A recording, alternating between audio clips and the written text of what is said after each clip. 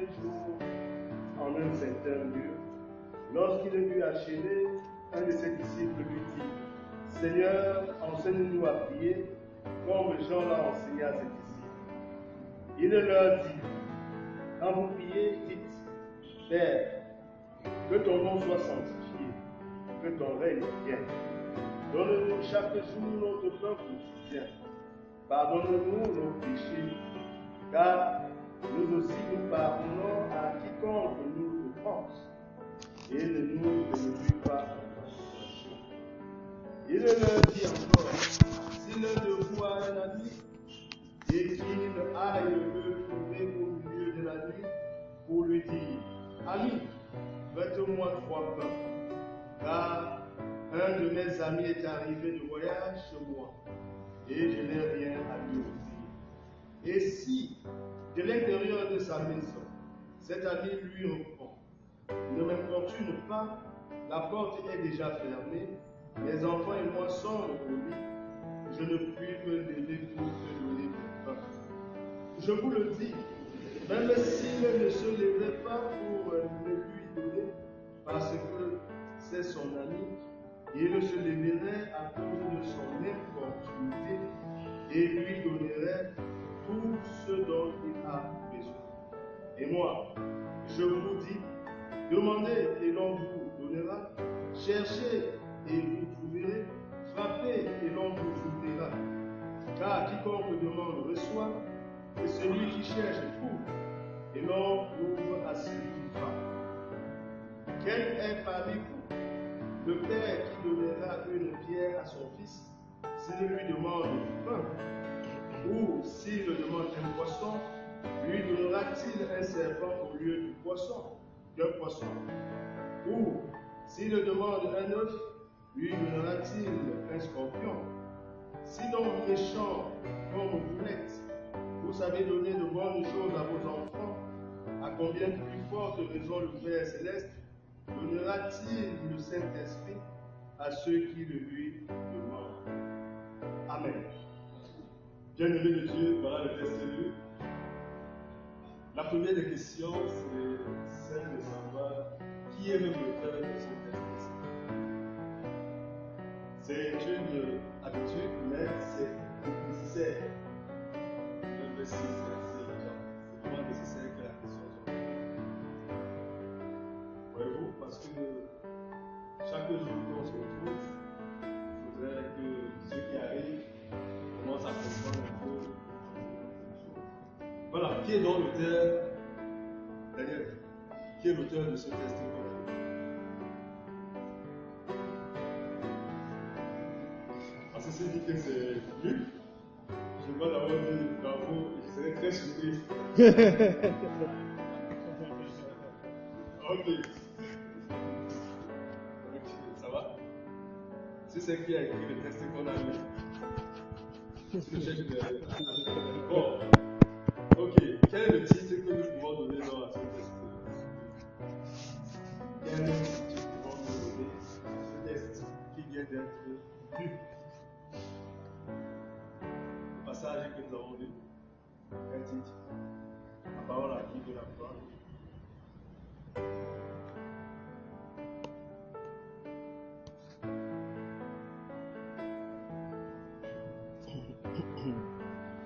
Oui.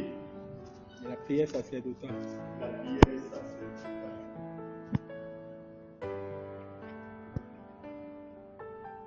Oui, alors. La persévérance dans la prière. La persévérance dans la prière. On sera un peu curieux. Hein? Que tu me permets de bien comprendre pourquoi la persévérance dans la prière. C'est tellement bien dit que vous êtes bien compris. C'est la deuxième partie que nous parle.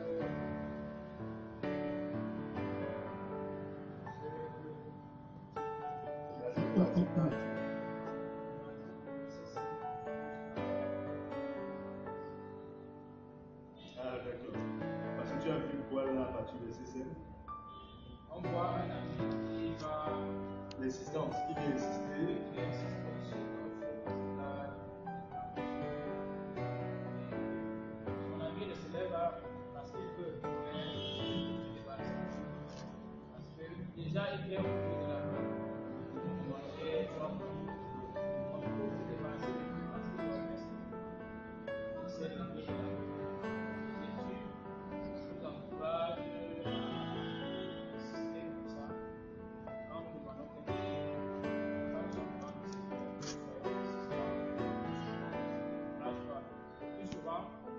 quand nous faisons quelque chose à Dieu, la première fois, le Seigneur va Très bien.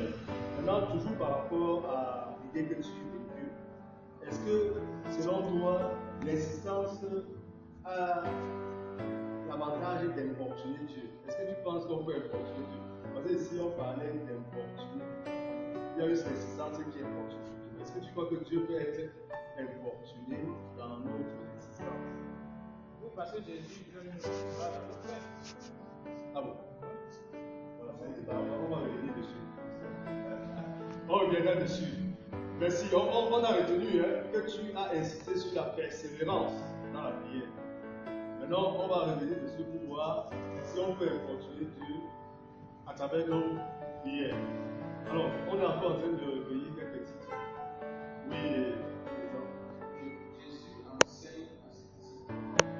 Jésus enseigne à ses disciples comment. Ce titre-là également peut poser quand même quelques soucis. Il enseigne à ses disciples comment.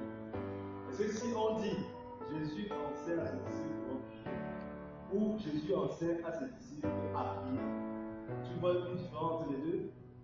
Comment prier et à prier? Est-ce que tu vois une différence entre les deux? Façon de parler. Oui, il y a une différence.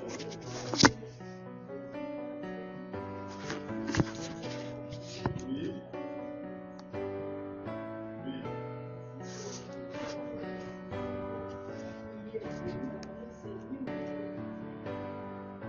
Comment prier ou appuyer? Parce que effectivement, les exégètes ont essayé d'analyser la question. Comment prier ou appuyer?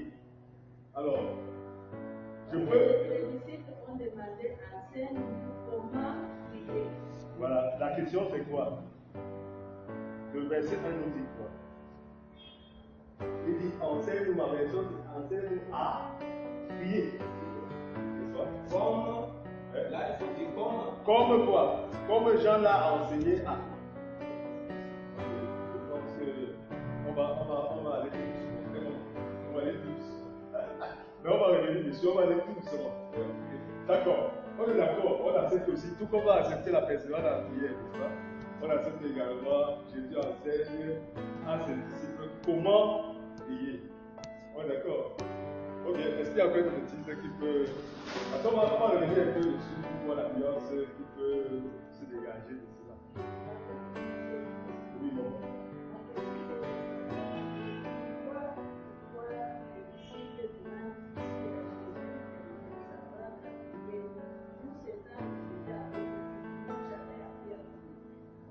Belle question. Merci beaucoup. La question, on va aller encore très vite, n'est-ce pas, est de savoir pourquoi c'est en ce moment précis que les disciples demandent à Jésus de les enseigner à prier. Pourquoi en ce moment précis? Oui. À ce moment précis. Pourtant, ils ont été avec lui tout ce temps. On le voyait toujours prier. Oui, Le problème, c'était même pas en ce moment. Le problème, c'est que ce n'était pas comme nous faisons aujourd'hui. Prions pour le division, prions frère pour notre paroisse. Ce n'était pas comme ça que Jésus lui faisait. Jésus parlait à son Père. Donc la prière aussi, il y a une conversation avec son Père. Et maintenant qu'il veut maintenant savoir comment est-ce que vraiment il veut, quand il s'agit de prier. Bon, Jésus lui parlait avec son Père, c'est ça que nous on appelle prière. Mais il ne leur a jamais dit un jour que, comme vous voyez là, comme quand vous parlez aussi à ce Père-là, ou quand vous parlez, dites ceci. Donc en fait, ils étaient carrément ignorants de ce qu'on appelle prière. Ils savaient que le Père avait de parler au Père. Le Père avait de parler au Père. Donc à ce moment, ils avaient compris cette expérience dans ce domaine-là. Parce que Jésus ne pouvait pas laisser cette prière comme nous. Mon frère, on va encore prier pour eux. Quel sujet on va encore prier? C'est pas comme il parlait directement à son Père dans les prières. Et eux, ils savaient que c'est une conversation entre le rabbi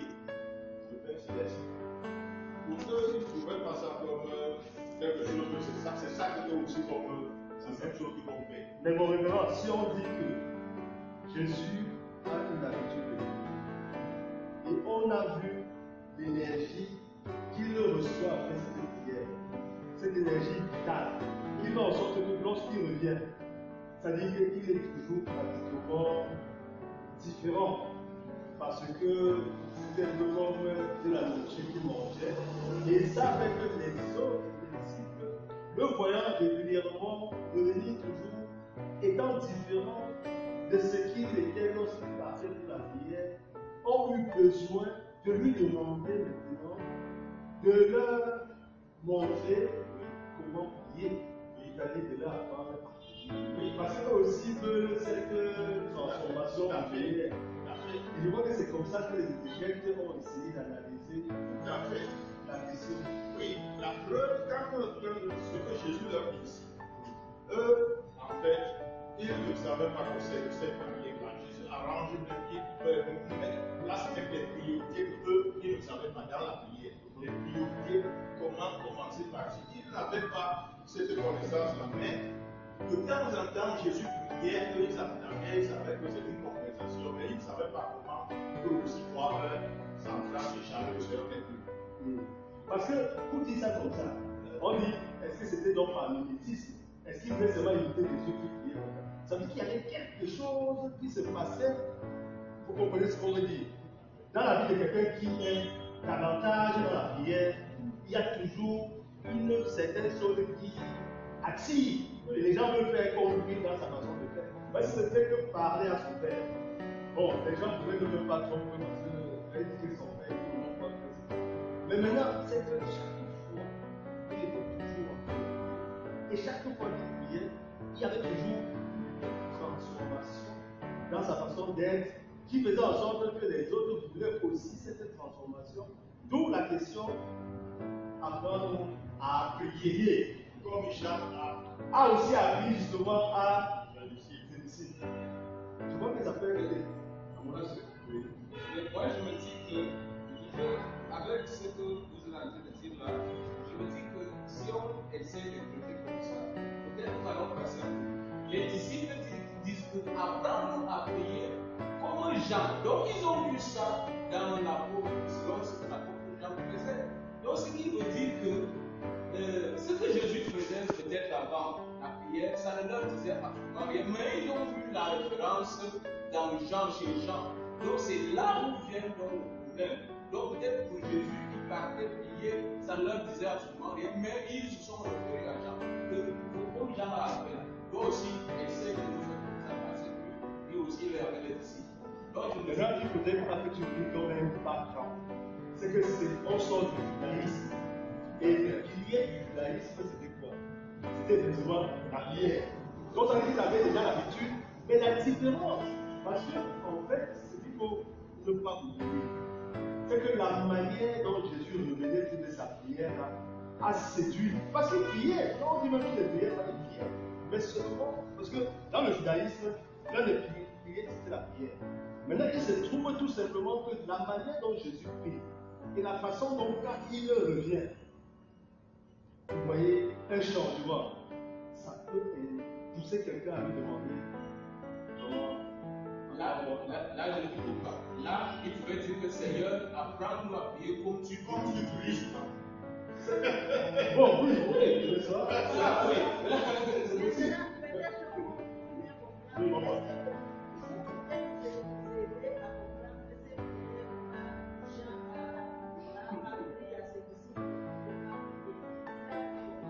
Voilà. Quand tu croisais la prière de Jean quelque part dans la Bible. De toute façon, il n'y a pas.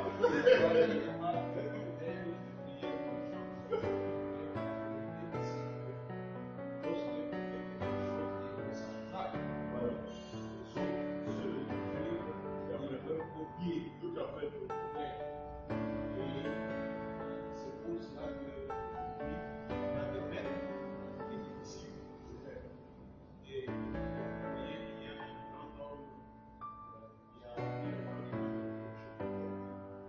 si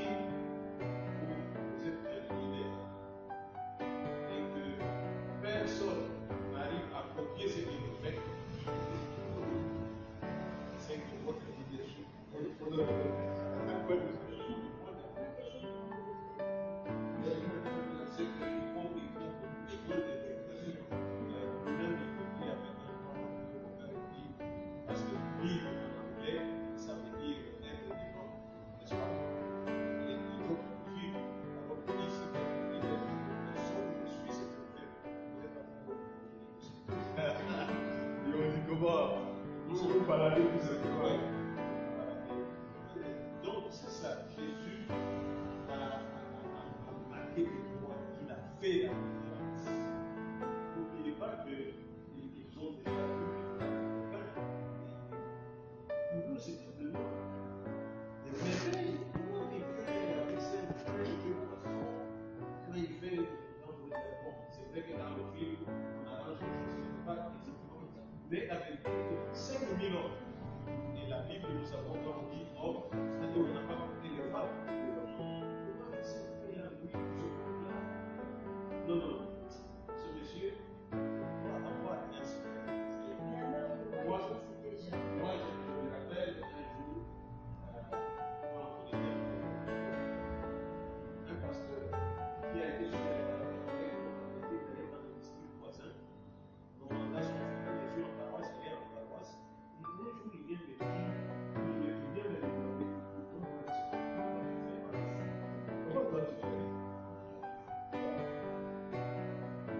Et comment ils ont cité Jean? Parce que Jean a commencé le ministère avant Jésus. Jean aussi a fait beaucoup de miracles. Nous le savons. Beaucoup de gens allaient à lui. Et d'ailleurs, même Jésus s'est fait baptiser par Ce genre-là. ce Jean. Donc, dans un premier temps, même quand il voyait que Jésus faisait des miracles, il pensait toujours que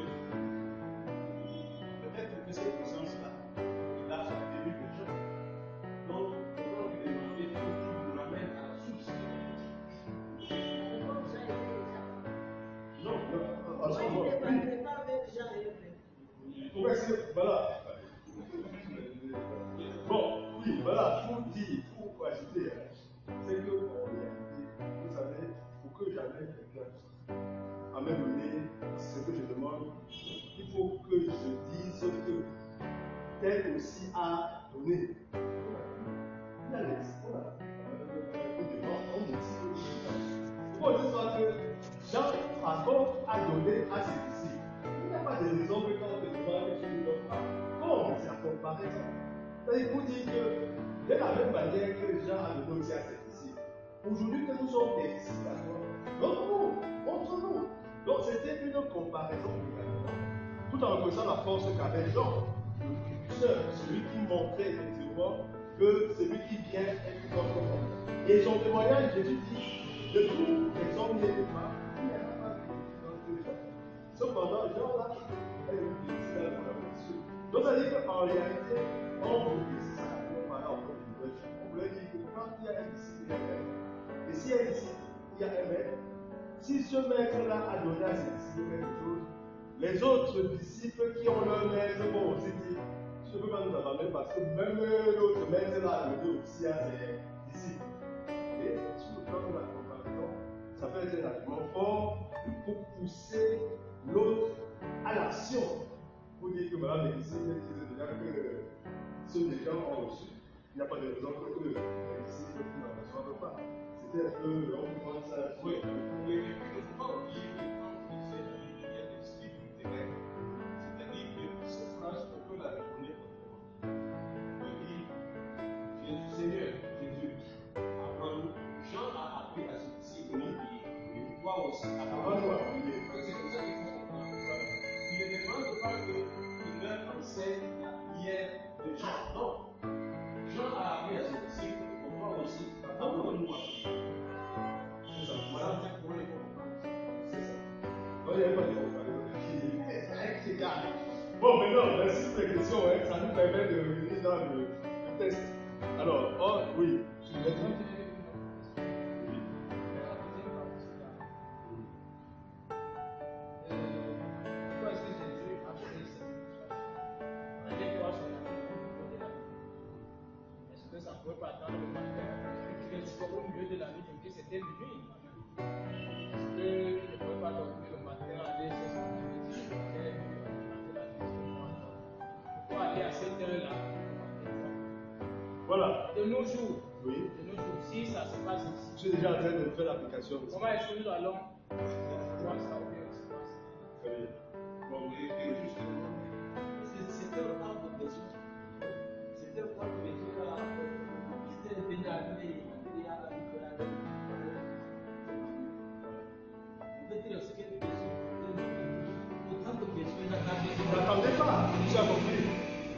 attends, tu as un besoin à minuit, n'attends pas le matin pour le faire.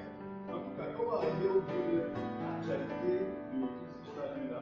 On comprend parce qu'il y a des gens qui ont des enfants, qui attendent quand 10 heures prier. Parce que tu ne dois pas attendre 10 heures alors que tu dois prier sans cesse. D'ailleurs, on va déjà très vite, mais il faut d'abord qu'on descende. Il y a quand même un carnaval là, un fil conducteur, pour qu'on en arrive vraiment à son actualité. Nous sommes encore en train de devoir comprendre le test. C'est-à-dire que si on a fini quand même de donner quelques tests, on peut chercher à comprendre plus test. Moi, je voulais seulement dire que cette question-là, d'ailleurs, j'ai la clarifié, j'ai appris, il a tellement la persévérance dans la prière. C'est pas lui qui a fait ça. C'est ça, parce que rappelez-vous de ce que Jésus a dit, il a appuyé toujours par ces exemples pratiques de la vie. C'est pourquoi d'ailleurs, même il est bon que nous appliquions. On a eu une discussion avec eux, on a dit quelle est la meilleure éducation et les doctrines à l'église. Les gens vont se là en gros. La meilleure éducation, c'est les doctrines bibliques avec l'illustration de la vie pratique que les gens vivent. Et c'est ça que Jésus faisait ici. Son but, c'était d'enseigner à prier, parce que les disciples étaient bien démontrés. Mais alors, ce qu'il veut leur faire comprendre, c'est qu'il arrive des moments où vous priez, Dieu va sembler comme si vous ne l'écoutez pas. En fait, c'est ça. Mais vous, ce que vous devez faire, c'est insister, persévérer. Voilà pourquoi il faut. Très bien, ça vous permet d'avancer résolument. Quelqu'un avec quelques questions, quelques contributions à ce niveau? Sinon, nous pouvons peut-être nous intéresser à vouloir comprendre le texte à travers sa structure. Vous savez, Jésus apprend à prier. Et il y a une façon d'apprendre à prier. Donc il y a des éléments qui viennent avant d'autres éléments. Ça peut nous permettre de réfléchir quand même dessus. Tu es dans le besoin et tu viens, tu te lèves le matin, tu dis c'est bon, Seigneur, tu as besoin. Sans même commencer par le prière. Donc on va essayer de déconnecter, de comprendre le moment c'est là. Comme vous dites quoi? Comment vous bien comprendre la structure, le modèle là, que Jésus, la méthode, on va le dire ici, que je vais vous poser effectivement. On commence par quoi? Et puis on essaie de disséquer un petit peu pour voir comment il a procédé. Tu comprends la question? Oui, maman, bien. Dans ma version, quand vous priez, dites ceci: Père, ton nom est saint. Fais que tout le monde le connaisse. Il montrait ici qu'on ne peut pas s'adresser à une personne qu'on ne connaît pas et qu'on est éloigné. On doit connaître la personne à qui on s'adresse. Donc, une prière qui est particulière entre le Père et le Fils. Donc, c'est ce que Jésus montrait. Il montrait l'illustration. On ne peut pas commencer une prière en disant non, ceci a les préliminaires. Comme quand on s'allait chez quelqu'un, on dit bonjour. Avant de commencer à se faire les bonjour, souvent il faut commencer à prier. Et à la personne à qui tu t'adresses, tu dois le connaître. Alors, c'est quelle version là? Parce que ça va être intéressant.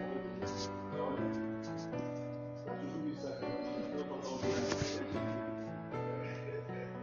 Avec quand tu dis on est plutôt le faire bien avec ce que nous faisons.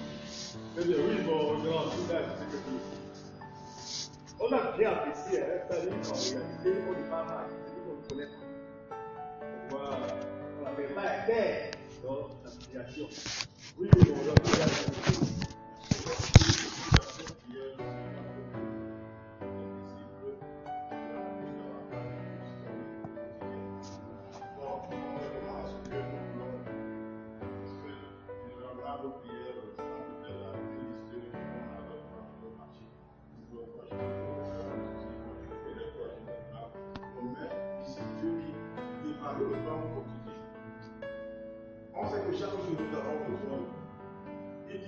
demander le pardon pour Dieu. Chaque jour, nous avons besoin de faire. C'est comme s'il a enseigné que le prière qui amène le prière à Dieu constamment, que de chaque jour, il doit être en communion avec Dieu. Contrairement à ce que nous voulons, parce que le chrétien, lui, il est avec Dieu, lui donne même le don de même 2 ans, 3 ans, pas le don quotidien. Et quand le chrétien demande à Dieu, il veut que s'il avait 10 problèmes, Dieu lui dit, bon, tu as 10 problèmes, tu dois résoudre tes problèmes. Les 10 Seigneur, pour que je vienne comme la femme samaritaine disait que non, Seigneur, donne-moi de cette pour que je me puisse. Donc, je crois que dans cette prière, Dieu veut que chaque jour, le chrétien pense avec son Père, le chrétien soit avec son Dieu, parce qu'il a besoin de lui dire que aujourd'hui encore, Père, pardonne-moi mon péché, aujourd'hui encore, donne-moi le temps. Et même si nous l'avons encore Merci, mon révérend.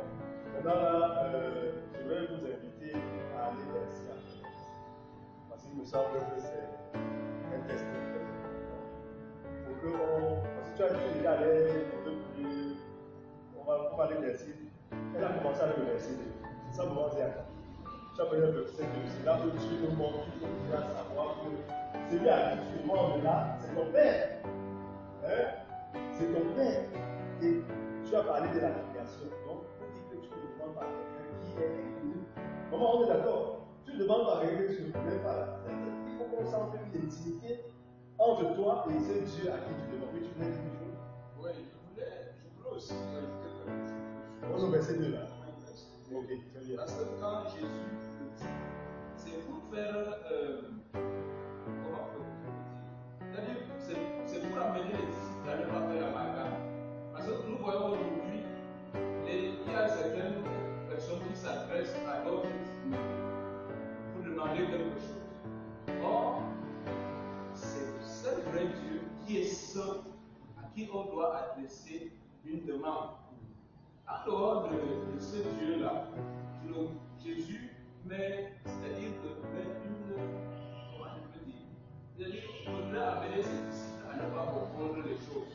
C'est-à-dire, parce que nous voyons aujourd'hui certaines personnes qui s'adressent à d'autres divinités, qui n'ont même pas de comparaison, qui n'ont même pas de liaison pour demander quelque chose. Donc, c'est Dieu qui est saint et il précise que l'on soit sanctifié au sein de ses saints. Donc, vous voulez donc être sanctifié, pas faire une erreur de Tu as bien fait de le préciser. Tu as ajouté, on reconnaît que le Père, c'est ton Père. Maintenant, il y a un autre élément qui est sorti de toi, la sécurité de ce Père. Comme vous dites qu'on ne s'adresse pas à quelqu'un n'importe comment, que ce n'est pas l'intimité comme les gens disent, que c'est celui-là, Dieu sait. Donc, ce qui suppose donc que toi qui demandes, tu dois chercher effectivement à être dans la posture de quelqu'un qui pouvait la sanctification, n'est-ce pas? On est d'accord un peu. Parce que tu sais que la séparation, c'est que si tu ne sens pas que tu parles à un Dieu saint, tu comprends donc que tu n'allais même pas vous entendre. Et vous allez voir que quelque part,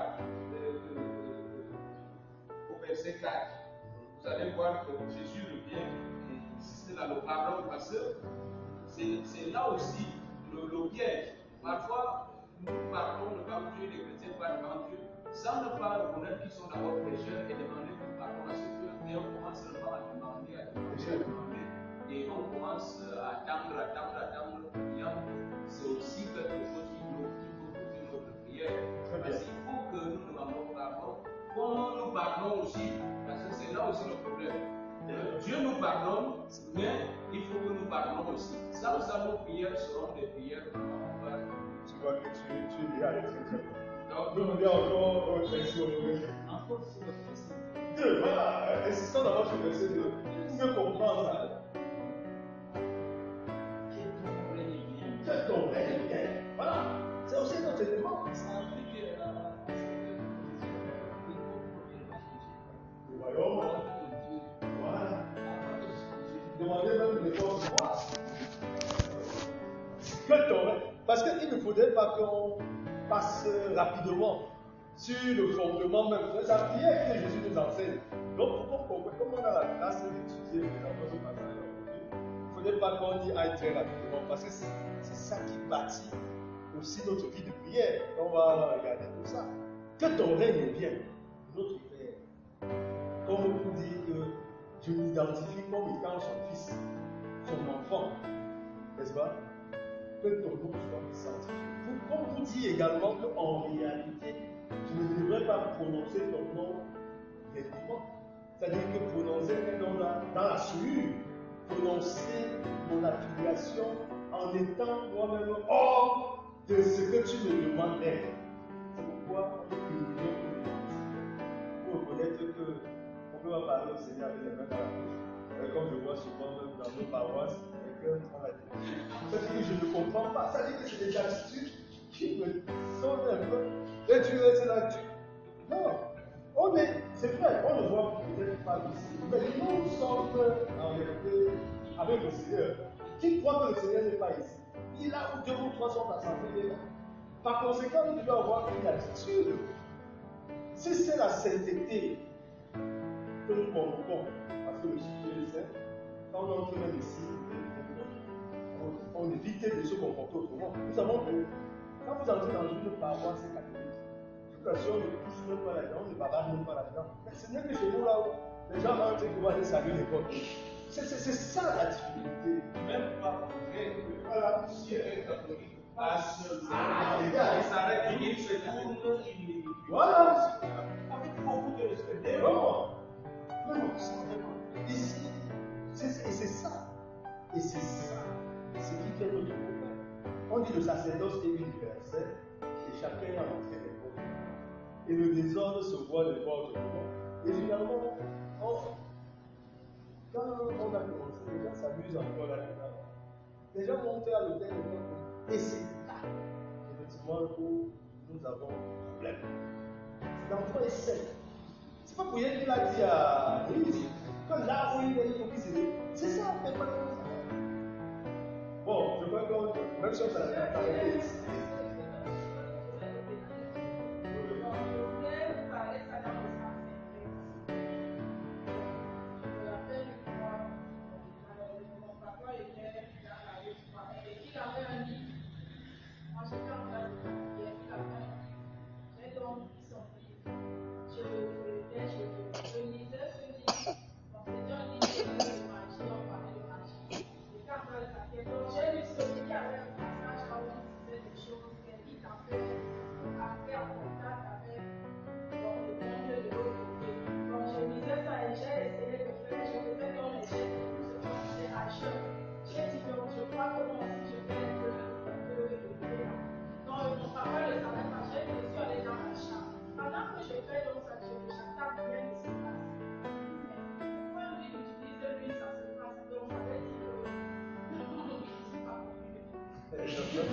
Comme vous dites finalement que quand tu n'es pas en réalité connecté à Dieu, même la vie de mon père, on dit qu'on ne connaît pas.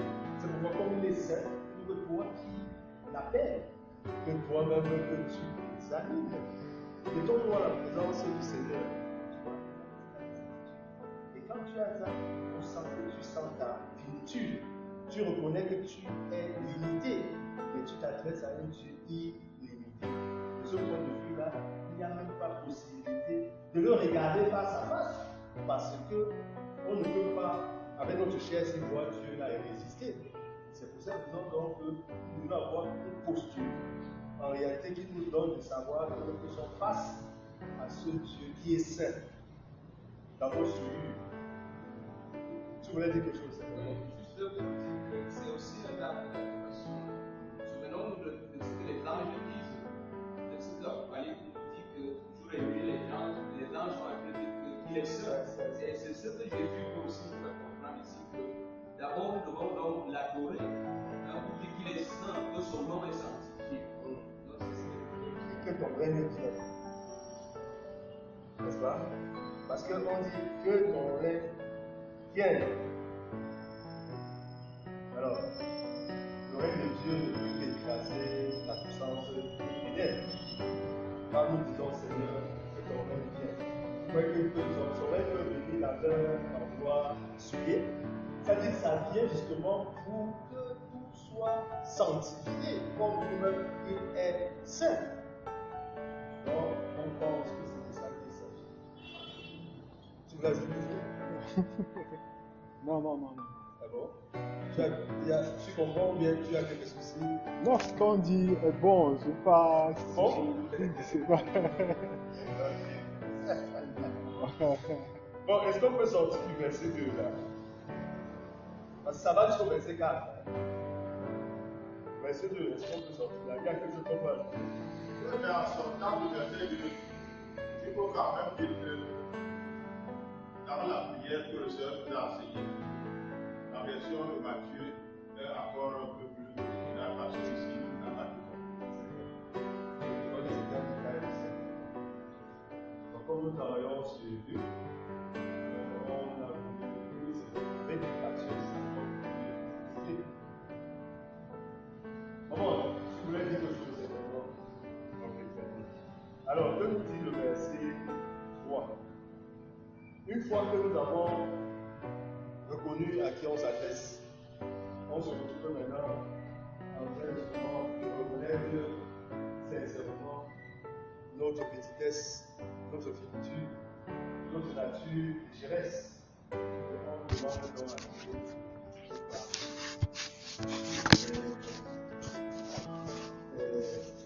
David, où Dieu fait un bon, donc ici, le verset nous dit, alors tu peux nous lire le verset 3. Donne-nous chaque jour Puis le verset 4. Et on a dit qu'au niveau du cœur quotidien, nous avons dit que c'est la dépendance que bien Jésus a vis-à-vis de Dieu. Parce que si on ne demandait pas son cœur quotidien, les gens pourraient croire que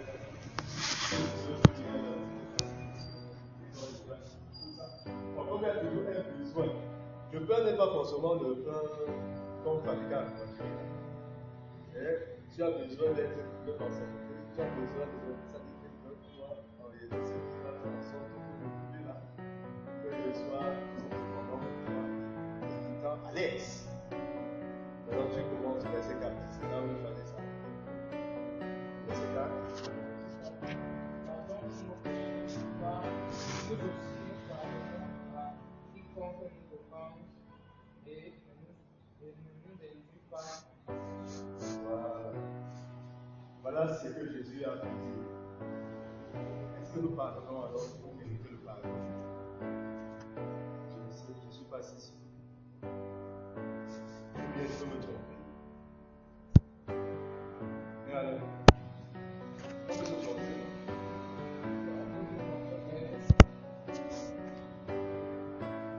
Si Jésus nous met en difficulté, Pas de difficulté.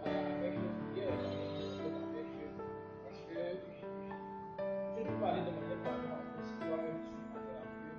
Tu as des prisonniers dans ton cœur. Dans ton cœur, la prière ne va pas. Donc, il nous oblige d'abord à libérer nos cœurs pour que notre prière puisse. Moi, j'ai une question. Je vais poser la question. Est-ce qu'on peut pardonner et oublier? Est-ce qu'on peut pardonner? Pardonner et oublier. Qu'est-ce que pardonner, c'est pas oublier. Est-ce qu'on peut pardonner et oublier? Alors, la question posée de l'auteur. Oui, mais si nous sommes vraiment honnêtes, si à l'heure vient, il me donne un coup de poing, le Seigneur, pardon à l'heure, pardonne aussi à l'heure, Seigneur. Ça, si je suis sincère, je vais pardonner, même si je demande à Dieu de pardon. Mais le fait que je ne sais plus si à l'heure m'avait donné un coup, ça veut dire que j'ai la maladie de Alzheimer. Si je ne sais plus si à l'heure m'avait donné un coup de poing. Donc, moi, je crois que oublier, c'est-à-dire, je ne dois plus rappeler chaque fois à l'esprit. Toi, tu me regardes encore là, tu peux encore venir me donner pour le point comme tu m'avais dernièrement là. C'est ça que je ne dois plus faire. Mais, pour dire que, bon, qui t'avait donné, je ne sais même pas si quelqu'un m'avait donné. Non, quand même. Non, la mère, tu n'en fais plus un problème et je ne regarde plus à l'air comme quelqu'un qui m'avait donné pour le point. Mais ça ne veut pas dire que vraiment, que c'est perdu là. Mais je ne ramène plus ça à une occasion dans les débats. Mais pour dire que vraiment, il faut oublier. Ça veut dire que le jour où tu te rappelles encore, et tu es encore là dans ta tête, tu n'as pas d'accord parlé. Et on ne peut pas appeler et avoir encore ça. Parce que je veux dire, quelqu'un peut même oublier si jamais. Quelqu'un t'a cassé toute ta roue, il a pris ta poubelle une fois. Tu fais comment quand tu as cassé? Tu fais comment pour oublier? Tu vas faire comment pour oublier quand tu t'as fait 4 fois? Voilà, bon, là, il y a l'histoire où deux amis se sont dirigés dans leur entreprise. Alors, l'un a tapé sur son frère parce qu'il avait un problème et il est allé sur du sable. Donc, mon Dieu arrive à taper. Et à un moment donné, son meilleur ami nous pose une action positive, c'est-à-dire que le sort d'une situation, il s'en va se coller et calme sur le pied. Donc, le Dieu il va sortir. Son ami de lui dit, mais une fois la tête tapée, tu as écrit dans la poussière. Maintenant, je te fais du plaisir à aller gagner sur le pied. Est-ce que tu peux donc faire la situation? Il dit, parce que sur la pierre, ça reste éternel. Maintenant, dans le sable, le vent passe et nettoie. Comme pour dire que c'est parce qu'il ne pouvait plus se rappeler de ce que son ami l'a battu, qu'il a écrit là où le vent, dès qu'il va passer, va nettoyer ton pied. Bon, maintenant, pour revenir à la réponse, est-ce qu'on peut oublier les actes que l'on pose contre nous? Je dis qu'il est difficile de l'oublier. Il est même impossible de l'oublier. Mais seulement, il est très possible que cela ne nous affecte plus au niveau de notre mentalité pour que tout ce qu'on a envie de faire, qu'on le fasse en tenant compte que tel va faire ceci, va faire ceci. On peut bien poser des actions qui n'ont plus rien à voir avec cette histoire. C'est ça, dans le comportement. Et là, on parle du comportement humain. Vous savez, les mots, c'est un sens propre et un sens figuré. Quand on parle d'oublier, c'est pas au sens propre. Comme l'a si bien dit, personne ne peut oublier ce qu'on fait. Ça reste là. Mais il ne faut pas que l'on tienne cela à l'actif. Voilà. C'est ça le problème. Parce que c'est notre mémoire, notre image. On efface tout ça. C'est ça.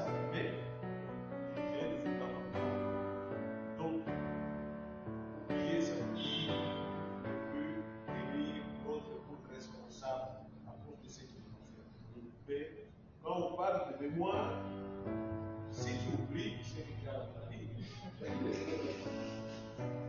Oui. Oui, voilà, donc je voulais revenir sur le verset 3 où on est passé très rapidement pour dire que il y a un risque ou un danger là-dedans qui est que quand on parle de pain quotidien, moi je préfère les versions qui disent notre pain de ce jour. Parce que quand on parle de pain quotidien de cette façon, on peut tomber dans le piège qui est que notre vie est monotone. Notre vie avec Dieu est monotone. C'est-à-dire que chaque jour ressemble à une autre journée.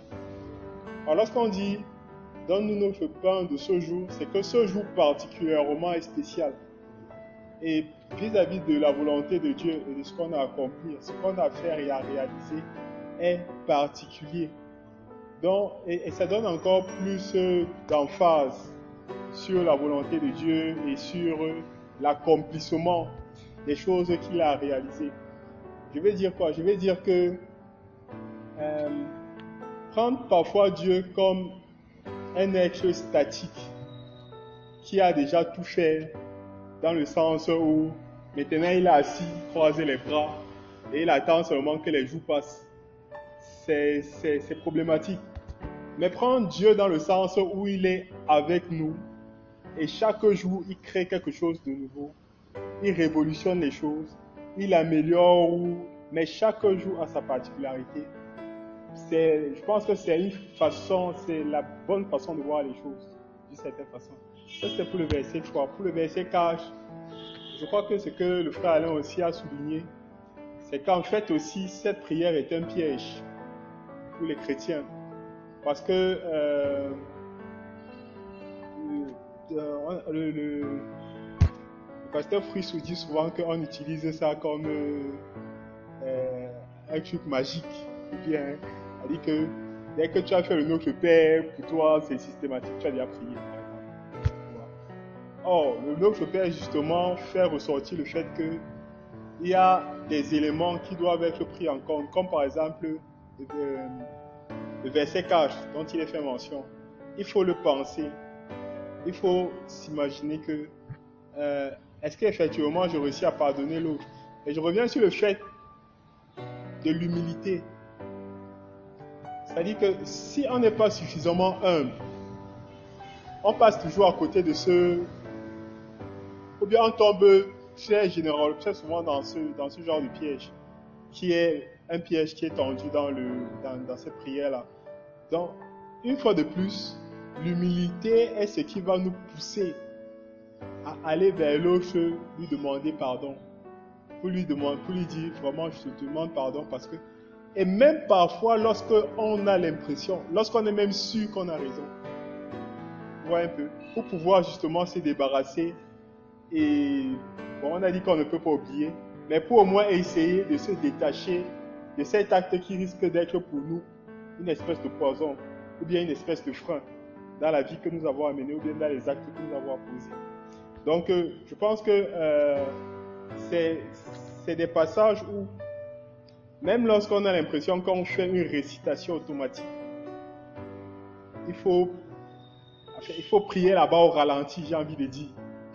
Il faut faire une prière au ralenti pour bien voir si on est... Et s'il y a des problèmes, Jésus disait même que si tu vas à l'autel et que tu te souviens que tu as un problème avec ton frère, laisse là ton offrande, va d'abord te réconcilier et puis tu reviens maintenant accomplir ton offrande. Donc, ouais, c'est des choses comme ça qui nous poussent à comprendre que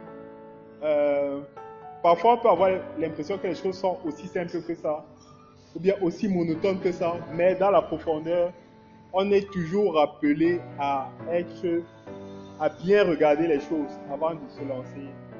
J'aime bien cette façon de parler. On parle là comme quelqu'un qui est très éloigné de Dieu. Parce que analyser quelqu'un pour parler de bien et tout ça, c'est justement, on dit, nous sommes enfants de Dieu sans pour autant renoncer à soi-même. Et de ce point de vue, ça peut poser un problème de pardonner à son prochain. Même quand on a, comme tu l'as dit, le sentiment qu'on a des autres, le pardon qu'on peut le dire à la. Parce que, voyez-vous, c'est une vie. Hein? Jésus est venu pour donner un projet de souci.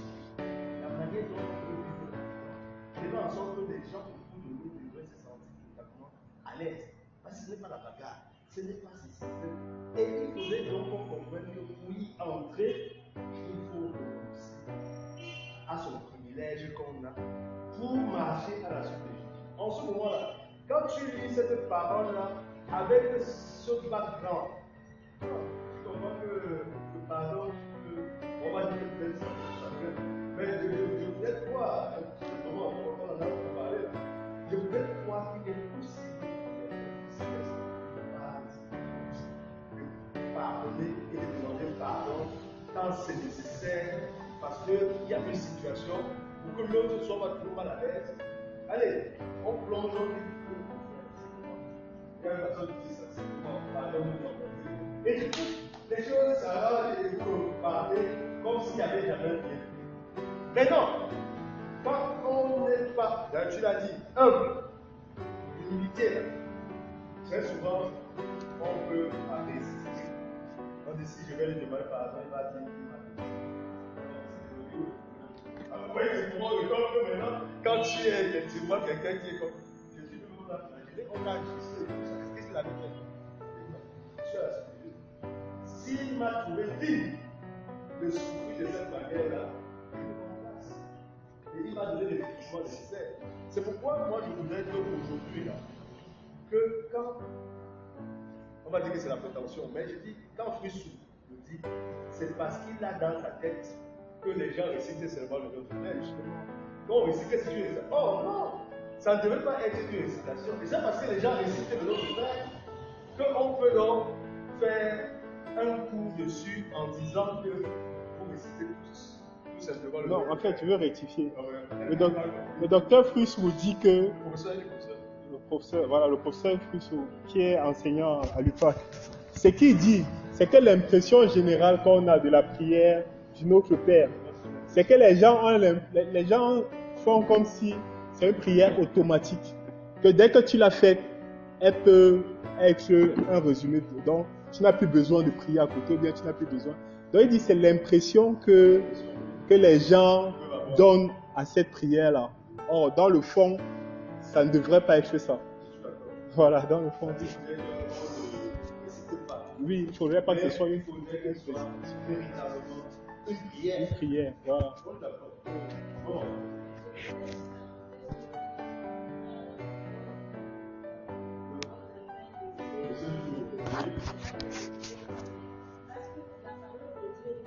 Aujourd'hui, c'est pour nous. Demain, ce n'est pas pour nous, ça reste pour Dieu. Donc, nous les séquences qui nous donnent aujourd'hui, c'est nous qui sommes ici. Maintenant, quand nous allons arriver demain, par sa grâce, nous allons encore demander aujourd'hui. Donc, ça fait, mais si nous donnons quotidiennement, ça veut dire que nous disons à Dieu, nous sommes éternels. Et tu dois nous donner ce temps éternellement. Oui, c'est ça. Mais si nous lui demandons de faire aujourd'hui, Là, tu soutiens la thèse que, au lieu de dire quotidien, il faut mettre le jour. Voilà. et maintenant au verset 4, Oui.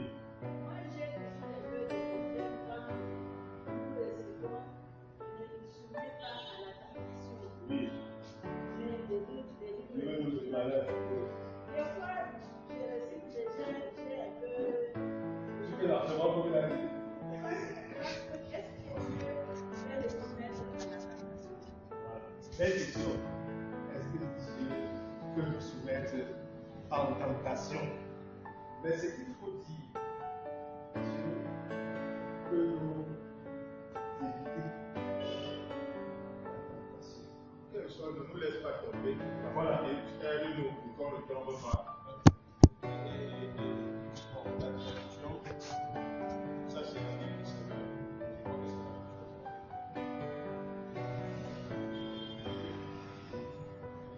la Garde-nous de tomber et de céder. Garde-nous de céder à la tentation. Il faut dire que c'est aussi une question de traduction. Mais l'idée, Dieu ne tente pas. C'est ça que la Bible dit. C'est pas Dieu qui demande. C'est quand. Alors, l'idée, même quand on a utilisé le verbe soumettre, l'idée était de dire que Dieu nous aide à ne pas tomber. Parce que dans un ne nous édifie pas. Dans la version que nous avons vue, Mais aussi Dieu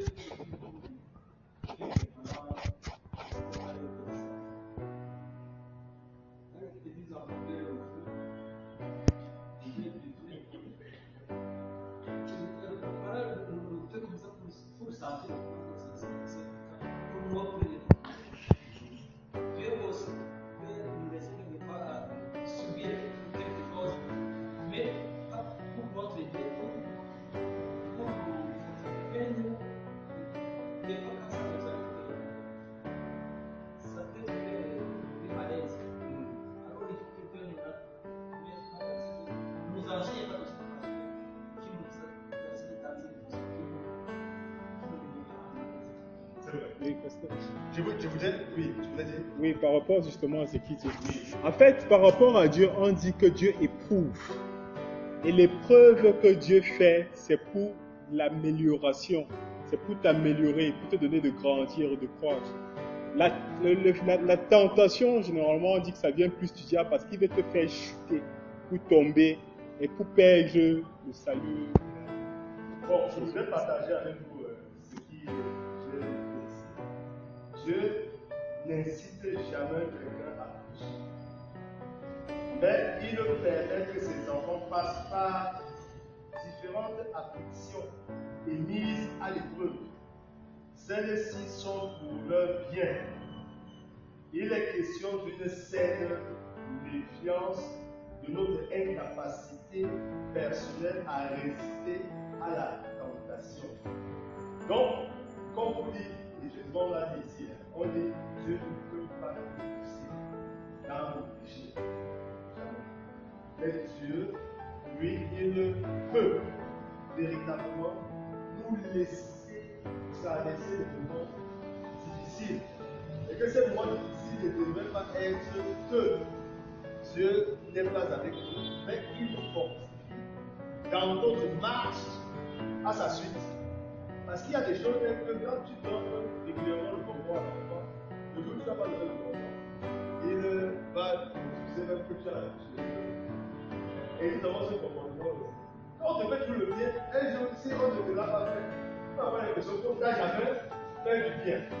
Et ce genre de passage, c'est un passage formateur qui bâtit l'individu. Je pense que c'est important de le dire, que Dieu, là, c'est pas lui qui est en réalité dans des situations difficiles. C'est notre marche qui nous pousse à rentrer dans des situations difficiles. Maintenant, il peut laisser que nous y allions pour que nous-mêmes là, on tire des expériences aussi que nous avons en y allant. C'est un peu comme ça que nous pouvons peut-être voir cette prière. Mon Dieu, Seigneur, ne nous viens-tu pas, on est bien ça. Ne nous soumets pas à ce que ne nous viens-tu pas. Pas que c'est lui qui nous met en difficulté, mais celui qui nous est à nous. Il y a un élément qu'on a ajouté pour dire la grâce de Dieu dans lorsqu'il y a des situations compliquées que tu passes par là. La situation, en réalité, ne se produit que quand tu es déjà passé ou avant que tu le passes. C'est ça la grâce de Dieu. Ça veut dire que si tu avais été dans la situation même là, on aurait dit, voilà ce que tu deviens. Mais il te protège. Comme on a dit même en certaines de nos prières ici, quand nous dormons, nous ne savons pas comment le Seigneur nous a protégés contre les griffes de l'ennemi. On se lève, on ne sait pas quelle est la bataille qu'on a eu à faire pour nous donner des enfants de l'ennemi.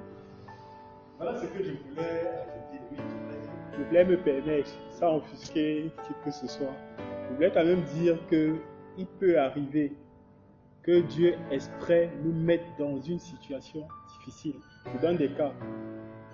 Jésus-Christ, pendant son passage sur terre, je crois qu'il a trouvé quelqu'un qui était malade, qui souffrait de quelque chose. Et ses disciples lui ont demandé, mais quel mal cet homme a commis pour être dans cette situation? Et Jésus de dire que non, cette situation est arrivée pour que Dieu se glorifie. Ouais, un peu. Donc voilà quelqu'un qui est parfait, qui ne faisait pas de problème, qui n'avait pas d'ancêtre, qui péchait et tout, qui s'est retrouvé dans une situation seulement parce que Dieu avait programmé que Jésus devait passer par là ce jour-là et donner gloire à Dieu. C'est juste pour dire que dans certaines choses qui sont faites par Dieu, Dieu lui seul a la préséance, c'est lui qui sait exactement pourquoi. Et j'ai envie de dire ça pourquoi, parce que parfois il arrive dans nos vies chrétiennes qu'on se retrouve dans certaines situations et qu'on ait envie de maudire Dieu. Parce qu'on se dit, mais Seigneur, tous les matins je prie, je jeûne, j'offre les trucs, je suis un pasteur, machin.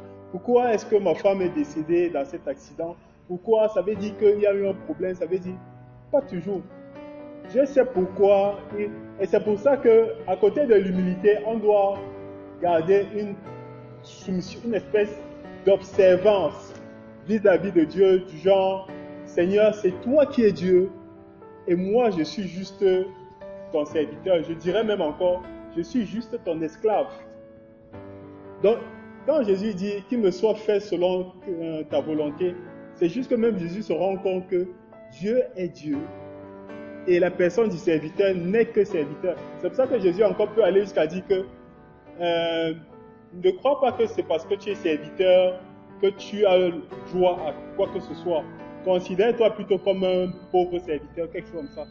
je paraphrase, mais juste pour faire comprendre que lorsque on est au service de Dieu, on doit être prêt pratiquement à tout.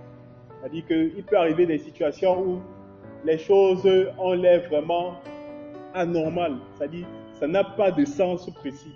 Mais Dieu sait toujours comment il fait ces choses. Donc nous devons simplement dire, Seigneur, je suis un serviteur inutile, qu'il me soit fait selon ta volonté. C'est un peu ça que je veux. Non, ce que tu dis là est pertinent. C'est parce que nous pensons, nous le croyons, que la marche dans le Seigneur n'est pas un fleuve tranquille. C'est-à-dire que non, au contraire, les persécutions dont on a parlé, ça viendrait comment? Si on ne parle pas de toi, on tourne des actions, les gens racontent comme ils peuvent raconter, et ils dénaturent complètement la réalité, et on te voit comme si c'est toi qui es en train de perturber, et parce que les intérêts, en réalité, ne sont pas tels que les gens auraient pu voir. Chacun dit comme il entend, et c'est ça. Là, c'est également l'héritage dans la marche avec le Seigneur. Mais ce qu'on a voulu préciser dessus, c'est ce Dieu qui nous donne l'aide ici aujourd'hui. Il nous aime tellement, même dans les afflictions, là, même dans les difficultés, là, même dans les problèmes, même quand on médite contre toi, il ne t'abandonne pas. Il est toujours là. Et c'est pour cette raison dont il nous demande de demeurer seulement hier. Parce que notre force vitale et l'énergie, on puise ça dans la prière. Et quand nous avons lu la dernière fois, pour ceux qui étaient là, on a vu que Marie avait choisi la bonne part. La parole. Donc, la parole, c'est la bonne part. Quand Dieu parle, on doit l'écouter. Maintenant, deuxième élément ce soir, c'est la prière. Donc, tu as la parole, tu ajoutes la prière. Ce sont des arguments, on appelle ça les éléments essentiels d'une vie chrétienne. Et si nous sommes dans ces éléments-là, nous pouvons très facilement pardonner. Nous pouvons très facilement accepter les quelques afflictions de ce moment-ci. Parce que ce n'est pas nous qui portions ça sur notre dos, c'est Jésus qui a porté ça à nos lieux et places. Donc finalement, même tu souris quand tu vois des gens qui racontent des choses à continuer. Donc tu vois que la force c'est là. Mais ce ne doit pas être physique. C'est tout ça, c'est spirituel. Voilà comment j'essaie de faire ce genre de Jésus. Marie est Marthe. Je dis Marie a dit la plupart. Parce que Jésus est. Et aujourd'hui, Jésus apprend à prier. Comment la prière, d'abord la parole. Et si je veux aller plus loin, nous, peuple de Dieu, si la parole se donne, nous devions demeurer dans l'écoute de la parole de Dieu et dans la prière. Ces deux éléments-là, si on les met ensemble, ça on fait de ça notre vie, beaucoup de choses vont changer. C'est-à-dire qu'en réalité, quand quelqu'un te critique, en fait, tu viens de me critiquer. Puis, il dit, ah bon, pardon. Juste pour dire qu'il ne faut plus qu'il passe sur tes pieds.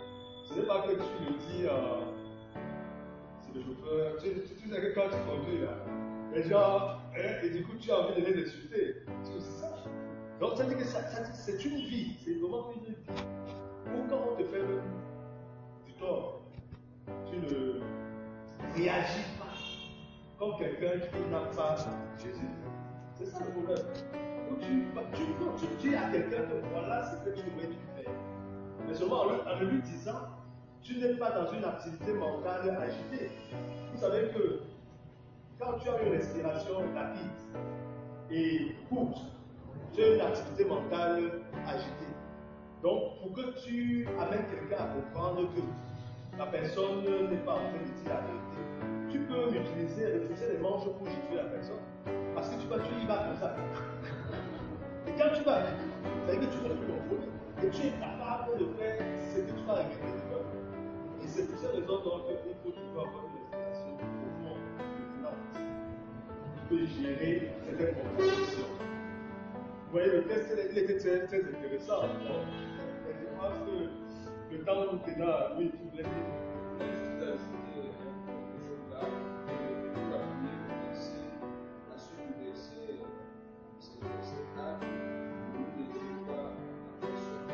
Jacques, livre de Jacques 1, verset 13, nous dit que personne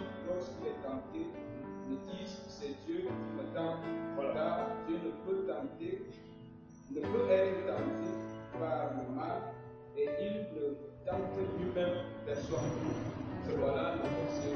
Le verset qui soutient qu'il ne peut pas nous tenter. Dieu ne peut pas nous faire devant. Voilà la situation. Mais nous-mêmes, nos pieds nous amènent C'est des situations si nous lisons la suite du verset 14, nous allons comprendre que c'est nous-mêmes. qui allons dans le Lorsque problème. quelqu'un est convoité, c'est Dieu qui attire la Voilà. Mais tu sais que le cas de Job n'a pas demandé à être tenté, mais c'est le diable qui a le cas. Il dit que tu as vu mon fils Job. Il dit que oui, il est trop fidèle, mais c'est parce qu'il est bien gentil et tout. Le Covid ne prend que ça. Donc, que ce soit dans l'opulence, comme l'a dit, que ce soit dans l'opulence ou dans la disette, notre réaction devait être la même que Dieu. Et c'est vivre véritablement. Ça, ce n'est pas les choses que nous disons comme si c'était un moment pour nous. Non, nous, ça veut dire que nous l'approprions. Ça veut dire que nous, en lisant, si Paul l'a fait, nous aussi, avec la même main de Dieu, Paul avait dit. Donc, ça veut dire que nous aussi, nous pouvons aussi le dire. Je ne sais pas si quelqu'un a quelque chose à ajouter ici, sinon, on peut tout simplement écouter M. Fernand.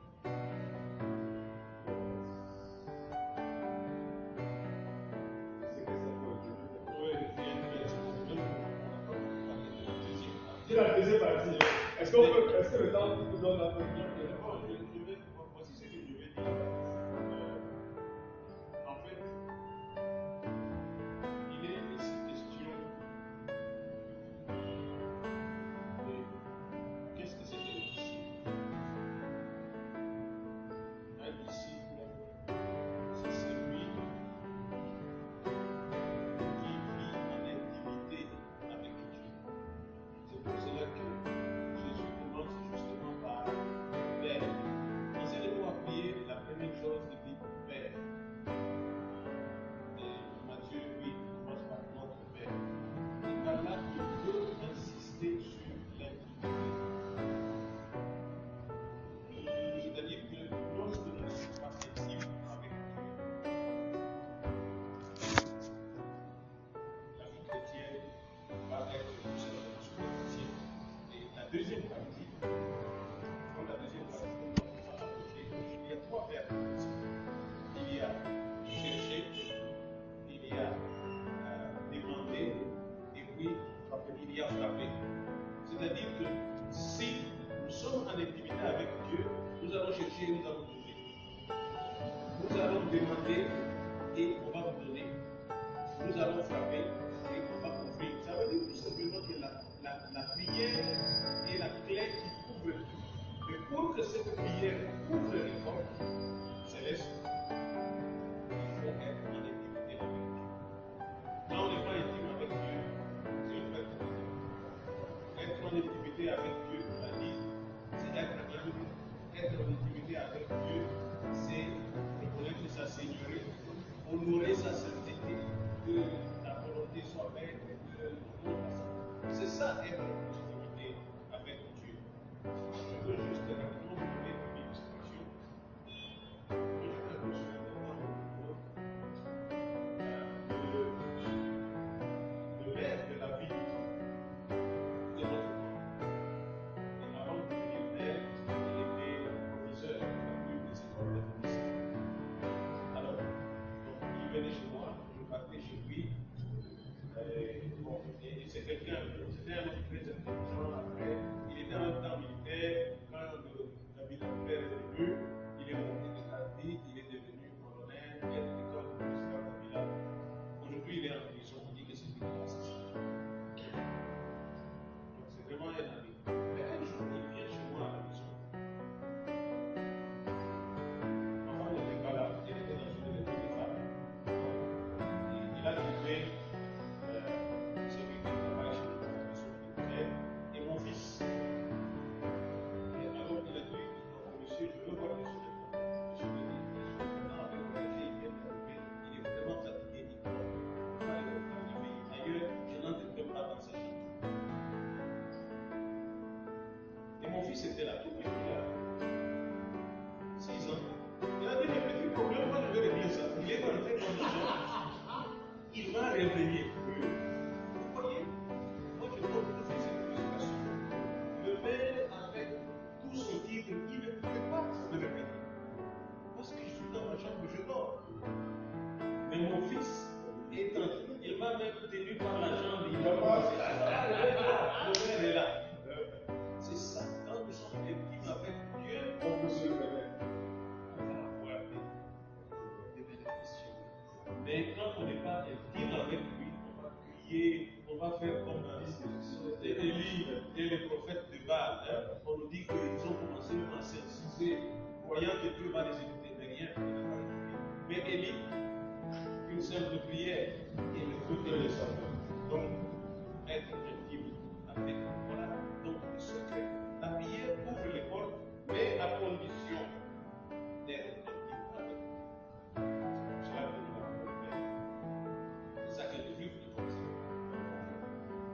Mais, le grand docteur, vraiment, ce que je peux regretter, c'est grand enseignement que vous ne pouvez en bénéficier.